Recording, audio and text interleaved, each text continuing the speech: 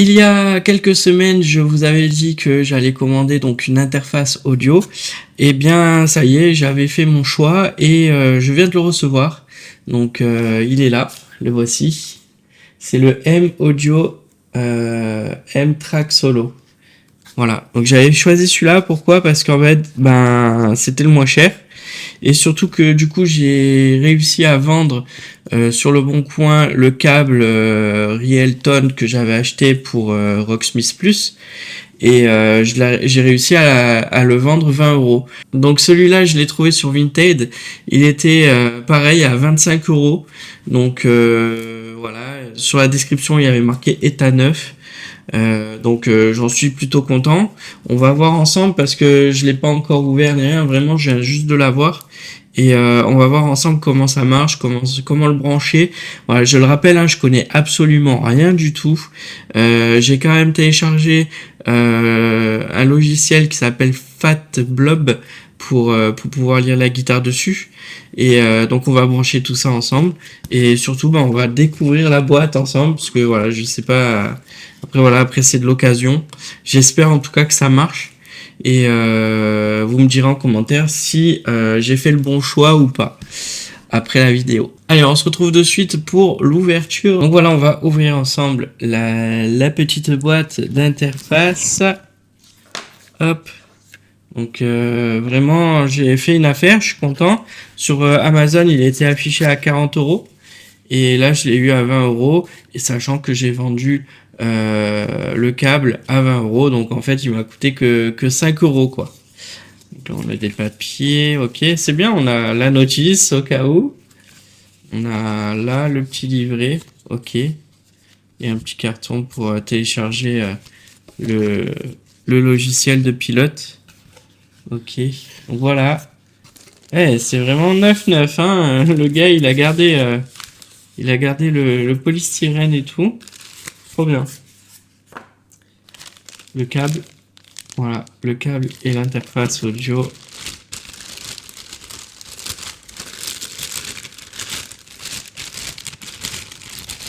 Hop. Voilà. Le câble. Ça n'a pas trop l'air d'être abîmé. En tout cas, ça a l'air propre. Ça a l'air bien propre. Bon, là, on voit rien. Il fait pas le focus. Hop. Hop. Donc voilà avec quoi je me retrouve. L'interface audio qui est ici. Le M Audio. Voilà. Tac. M Audio avec ses différents réglages. C'est pas mal. On va voir ça après comment je le branche. Alors c'est la première fois de ma vie que je fais ça hein, pour relier une guitare électrique. Je connaissais absolument pas. Donc là je suppose que on l'insère là-dedans. Voilà. Et je pense que il s'alimente pas. Il n'y a pas besoin d'alimentation. Juste de le brancher en USB et ça devrait le faire. Voilà. Bon, on se retrouve sur l'ordi pour voir tout ça ensemble. Sur l'ordi. Et à tout à l'heure. Alors, je vais vous montrer un petit peu la configuration, comment j'ai fait pour brancher tout ça. Alors, donc j'ai branché le USB de l'interface, tout simplement, dans la façade avant. Voilà, qui est ici. Alors, bien souvent, on conseille de brancher les interfaces audio aux USB à l'arrière pour pas qu'il y ait de problème. Et moi, je préfère le mettre à l'avant pour l'instant puisque c'est un point de vue pratique. Mais il est vrai que j'ai eu un petit peu de problème. J'ai fait un peu les tests avant et j'ai eu un petit problème. Mon interface audio, elle est ici. C'est là, voilà. Et ma caméra est là. Alors, quand je branche l'interface audio sur celui-là, ça fonctionne pas, ça crépille un peu. Ça comme ça et on entend beaucoup de grains, etc. Donc ça va pas. J'ai interchangé les USB et là, apparemment, ça fonctionne très bien. Donc je vais vous montrer ça. Donc c'est intéressant aussi de vous montrer les couacs. Comme ça, si ça vous intéresse, au moins vous êtes au courant.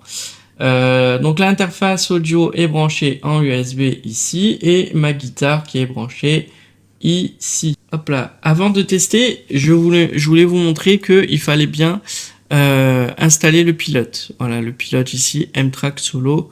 Je vous mettrai le lien dans la description, comme ça pour vous feignants que vous êtes, hein, au moins vous avez le lien directement et ça va être pratique.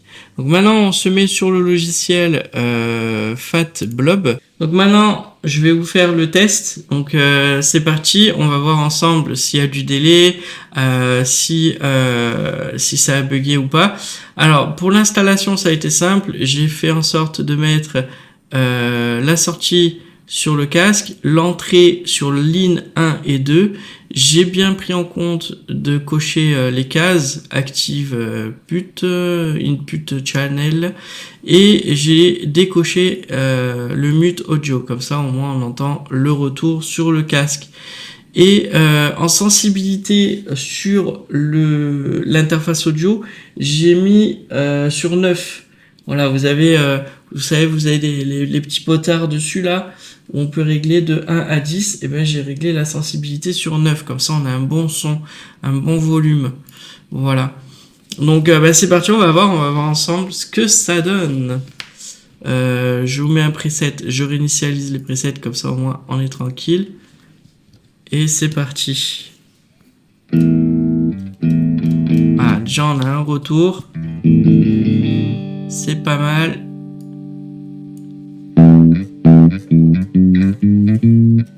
Ok.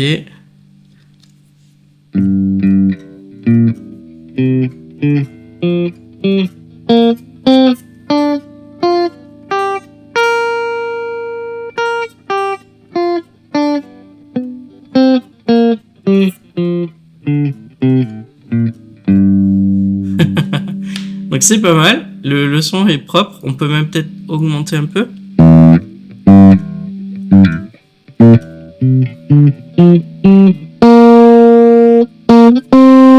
Je ressens pas de retard entre la touche et le retour, donc déjà c'est bien. Et on va voir les autres presets.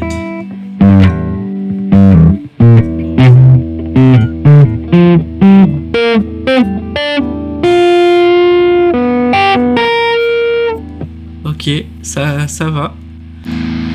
Et là en métal, je pense que ça demande plus de réglage. Ouais, ça demande un peu plus de réglage. Ok, bon, en tout cas, voilà, l'interface fonctionne. Je peux enfin lire correctement ma guitare sur l'ordinateur. Donc, j'en suis content et il n'y a pas de délai. Après, tout est une question de peaufinage sur les réglages. Comme là, on peut monter le level et tout pour se faire un peu plus entendre. Je peux monter la sensibilité sur l'interface audio. Non, franchement, j'en suis pas déçu. À voir sur le long terme, à voir ce que ça donne. En tout cas, sur mes prochaines vidéos, quand vous entendrez le son de ma guitare, eh bien, sachez que ce sera grâce à cette interface audio. Voilà, j'espère que ça vous a plu, que ça vous a intéressé et que ça vous aide aussi sur votre choix sur l'achat. Allez, ciao ciao.